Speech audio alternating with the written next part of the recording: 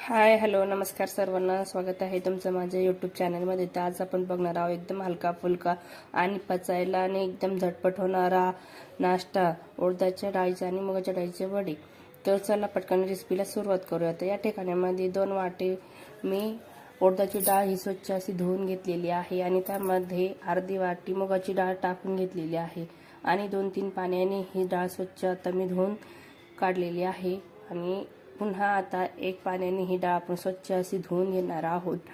तर ही डाळ आपल्याला चांगल्याशी स्वच्छ धुवून घ्यायची आहे आणि अर्धा घंटा किंवा 1 घंटा भिजत घालायची आहे। 1 घंट्यानंतर ही डाळ आपल्याला मिक्सरमध्ये वाटून घ्यायची आहे। या ठिकाणामध्ये मी मिक्सरमध्ये यामध्ये टाकण्यासाठी मिरच्या आणि लसूण याची पेस्ट करून घेतलेली आहे।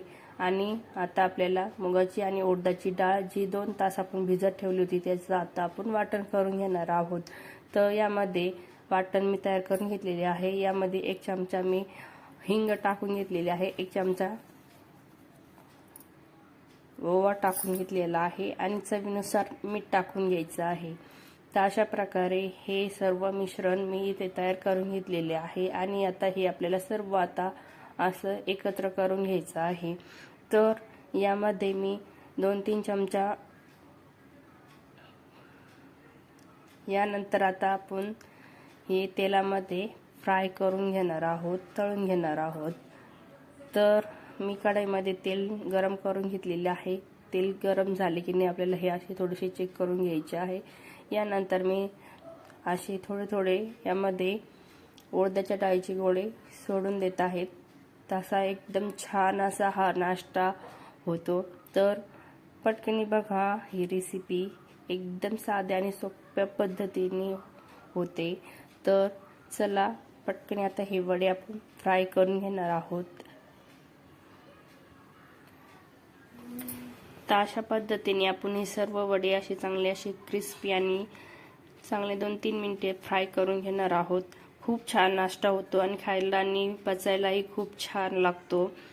तर तुम्ही हा उडदाच्या डाळीचे हे एकदम छान क्रिस्पी आणि एकदम छान होणारे वडे हे करून बघा। रेसिपी जर आवडली तर चॅनलला लाईक करा, शेअर करा, सबस्क्राईब करा आणि अशा नवीन रेसिपी जरूर बघत राहा। तर या ठिकाणामध्ये मी सर्व वडे इथे तयार करून घेतलेले आहे आणि अशा प्रकारे हे एकदम सॉफ्ट आणि एकदम छान असा हा नाश्ता, हलका फुलका आणि पचायलाही छान असा हा नाश्ता आहे। तर तुम्ही ही रेसिपी नक्की करून बघा आणि कशी झाली मला नक्की कमेंटमध्ये सांगा। तर चांगल्या अशा पद्धतीने आपले हे उडदाचे आणि मुगाच्या डाळीचे हे छोटी वडे आणि किंवा आपण याला वडे म्हणू शकतो किंवा पकोडाही म्हणू शकतो। अशा प्रकारे खूप मऊसूत आणि खूप स्मूथ असे हे वडे होतात आणि खूप हलक्या फुलक्या पद्धतीचा हा नाश्ता आहे। तर नक्की करून बघा आणि रेसिपीला लाईक करा, शेअर करा, सबस्क्राईब करा। चला भेटूया आपण पुढच्या रेसिपीमध्ये। तोपर्यंत धन्यवाद।